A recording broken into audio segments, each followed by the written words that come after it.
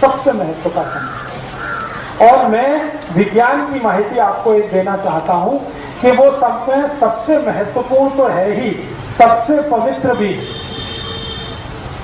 उसमें होता क्या है कि स्त्री के शरीर का जो गर्भाशय है वो अपने को स्वच्छ कर रहा है और आने वाली संतान के लिए तैयारी कर रहा है। तो इससे ज्यादा पवित्र और अच्छा तो कुछ नहीं किसी भी स्त्री के। तो उसकी पवित्रता सबसे ज्यादा उन्हीं दिनों में होती है जब वो मासिक पाली में होती है। और पुरुष के बारे में मैं एक जानकारी देता हूं जो गुणसूत्र के आधार पर है और साइंस के आधार पर है कि पुरुष स्वभाव से अपवित्र होता है। हाँ, इसमें आप हंसिए मत, ये सच है। पुरुष जो है स्वभाव से, चरित्र से, बाई नेचर, बाई कैरेक्टर अपवित्र होता है।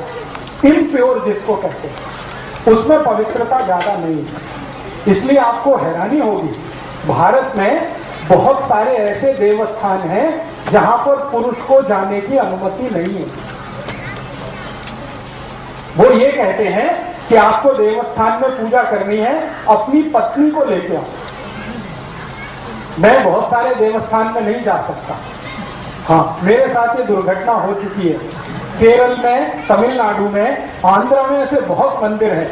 मैं अंदर गया गर्भगृह में पूजा, उसने रोक दिया।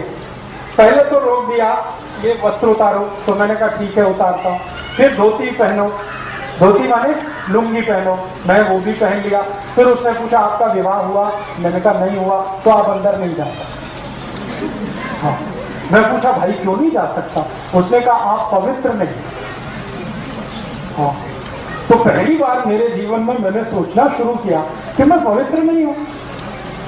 तो बाद में मैं वहां से लौट आया तो मेरे जो बहुत सीनियर गुरु हैं जिन्होंने मुझे चिकित्सा और ये सब सिखाया, क्योंकि मैं तो टेक्नोलॉजी का आदमी हूँ, इंजीनियरिंग फील्ड का, लेकिन चिकित्सा मैंने सीखी। तो जिन गुरुओं ने मुझे सिखाया, मैंने उनके सामने ये प्रश्न किया कि मंदिर का पुजारी कहता है मैं पवित्र नहीं हूँ। पवित्र तब होता हूँ जब मेरा विवाह होता है, पत्नी साथ होती है। तो मेरे जो सबसे बड़े गुरु थे उन्होंने कहा कि पवित्रता स्त्री में ही होती है, पुरुष में नहीं होती। और उसका कारण ये है कि हर महीने उसका शरीर अपने पुराने कचरे को निकालकर नया धारण करता है। पुरुष में ये नहीं होता।